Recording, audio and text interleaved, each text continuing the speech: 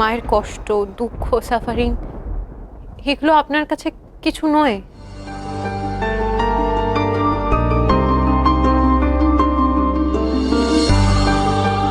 হতেই পারে মা বাবাকে ভুল বুঝছে, আর ভুল বুঝে অকারণে নিজে কষ্ট পাচ্ছে।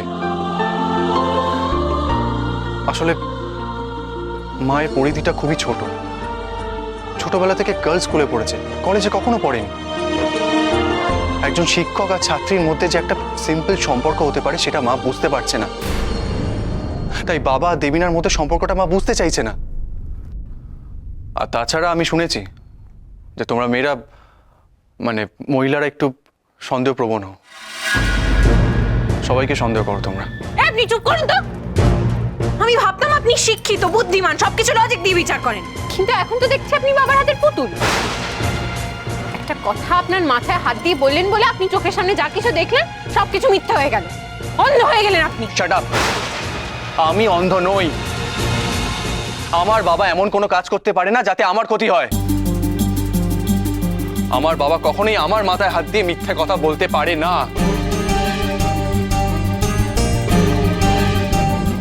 বাবার দিকটা যেমন ভাবছেন, আপনার মনে হয় না সন্তান হিসেবে মায়ের দিকটাও আপনার সেইভাবেই ভেবে দেখাটা দায়িত্ব?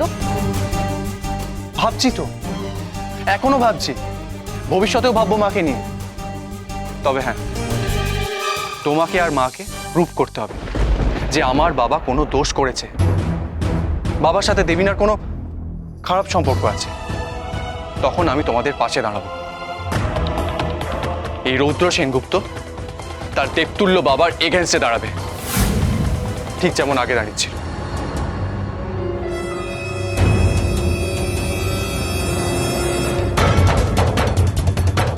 আর এটা আমার প্রমিস। Good night.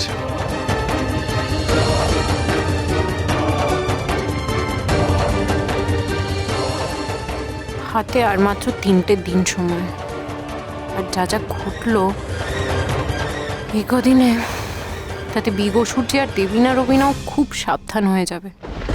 ওরা এত সহজে ধরা দেবে না, এমন কোনো কাঁচা কাজ করবে না যাতে ওরা ধরা পড়ে যায়। তাহলে আমি ওদের ধরবো কিভাবে? কি করে প্রমাণ জোগাড় করব? কি করে সেই প্রমাণ দিয়ে স্যান্ডকুমারের চোখে বাবার প্রতি বিশ্বাসের কালো চশমাটা খুলে দিতে পারবো? কি করব যাতে স্যান্ডকুমার একদিন সইমার কাছে ফিরে আসে, সইমা যাতে একদিন তার একমাত্র ছেলে স্যান্ডকুমারকে নিজের পাশে পায়? ভাব বলি ভাব, কি এমন করা যায়, কি এমন ফন্দি আটা যায় যাতে ওই দেবিনা খাবি না কে সহজে খাওয়ানো যায়, যাতে দেবিনা নিজেই ধরা দেয়।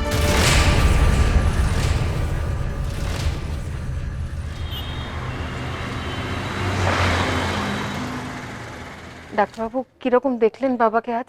এখন অনেকটাই ভালো, এই যাত্রার আর কোনো ভয় নেই। আমি সারা জীবন আপনার কাছে কৃতজ্ঞ থাকবো ডাক্তারবাবু।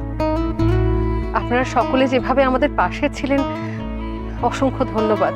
না না মিসেস সেনগুপ্ত, এটা আমাদের কাজ। তবে একটা চিন্তার কথা আছে। কি চিন্তা? ওনাকে কিন্তু খুব যত্নে রাখতে হবে। হ্যাঁ ডাক্তারবাবু, বাড়ি নিয়ে গিয়ে আমি খুব যত্নে রাখবো। আমি একেবারে নিয়ম মতো ওষুধ খাওয়াবো, সমস্ত নিয়ম পালন করব, চোখে চোখে রাখবো বাবাকে। না না ম্যাডাম, আমি শারীরিক যত্নের কথা বলছি না, তাহলে? আমি মানসিক যত্নের কথা বলছি। আমি কি বলছি আপনি বুঝতে পারছেন? দেখুন, ওনার এই অ্যাটাকের পর ওনাকে এখন কোনো রকম মানসিক চাপ বা মানসিক আঘাত দেওয়া চলবে না। সব সময় ওনাকে আনন্দে রাখতে হবে, তাহলেই উনি পুরোপুরি সুস্থ হয়ে উঠবেন। ঠিক আছে? হ্যাঁ ডাক্তার। ওকে। ওনার এই অ্যাটাকের পর ওনাকে এখন কোনো রকম মানসিক চাপ বা মানসিক আঘাত দেওয়া চলবে না। সব সময় ওনাকে আনন্দে রাখতে হবে। বাবাকে এখন আনন্দে রাখবো কি করে বলুন তো? বাড়ির যা পরিস্থিতি, বাবা তো সবটাই জেনে গেছে। কি হবে?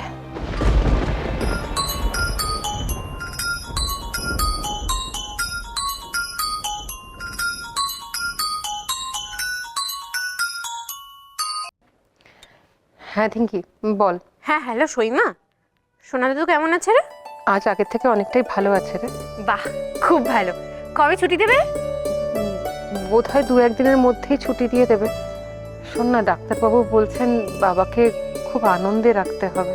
একবার সোনা দাদুকে বাড়িতে তো ফিরিয়ে আন, তারপর দেখবি এই বরফি কেমন আনন্দে রাখে সোনা দাদুকে। না রে থিঙ্কি, তুই বুঝতে পারছিস না, আমি বাবাকে নিয়ে ওই বাড়িতে ফিরতে পারবো না। এ আবার কি কথা? না না, সোনা দাদু এই বাড়িতেই ফিরবে। ওরে ধিঙ্গি, তুই বুঝতে পারছিস না, বাবাকে নিয়ে ওখানে ফেরাটা ঠিক হবে না। বাবা হয়তো ওখানে ওই বাড়িতে ফিরে গেলে হঠাৎ করে টিপুর বাবাকে দেখে বা দেবিনাকে দেখে উত্তেজিত হয়ে উঠতে পারে, রেগে যেতে পারে, তখন কি করব আমি? হ্যাঁ ঠিক, তাহলে তাহলে কি করবি? শোন না, আমি ভাবছি বাবাকে হাসপাতাল থেকে সোজা আমাদের বাড়িতেই নিয়ে যাব, মানে বাবার বাড়িতেই নিয়ে যাব। হ্যাঁ কিন্তু এই অসুস্থ শরীরে সোনা দাদু ওই বাড়িতে একা একা থাকবে কি করে? বাবা একা থাকতে যাবে কেন? বাবার সঙ্গে আমি তো থাকবো, আমি বাবার সাথে ওই বাড়িতেই গিয়ে থাকবো কদিন।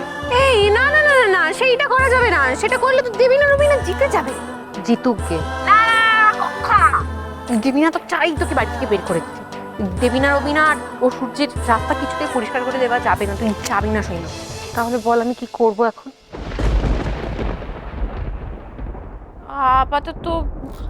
আপাতত না, তুই ওখানে থাক। তুই সোনা দাদু দেখাশোনা কর, আমি কিছু একটা ব্যবস্থা করে নিচ্ছি, তুই চাপ নিস না। ফোন করিস।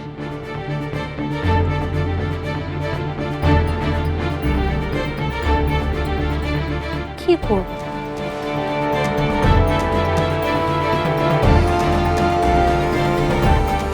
আইডিয়া মামাশ্রী।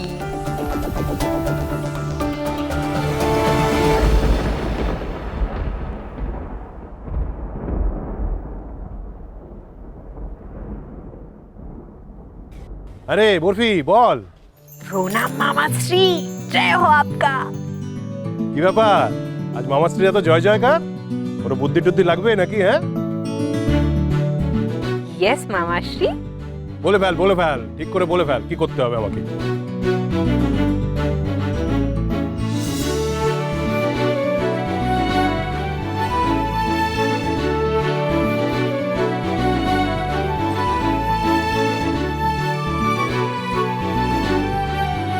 বুঝলে? টাটা।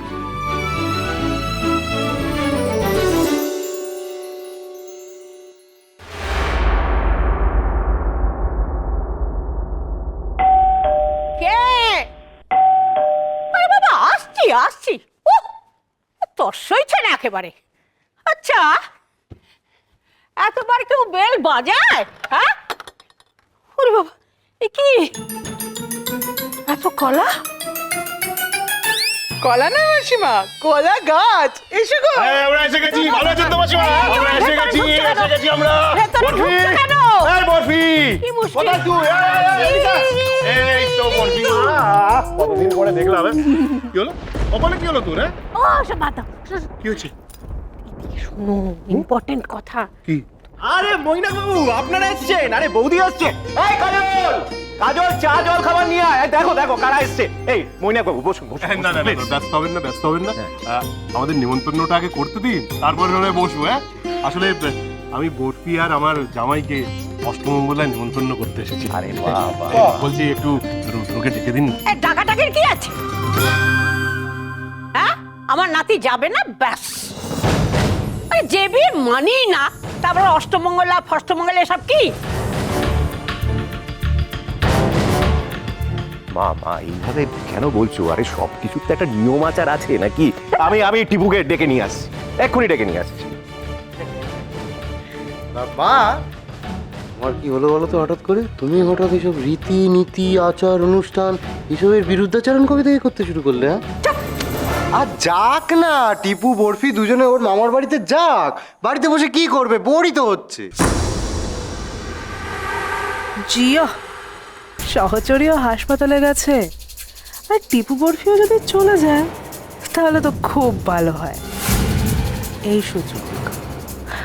এই সুযোগ সমরেশকে আমার কাছে টানার। আজ রাতে আমি সমরেশকে আমার কাছে টানবই টানবো। আমি তবে সহচরী।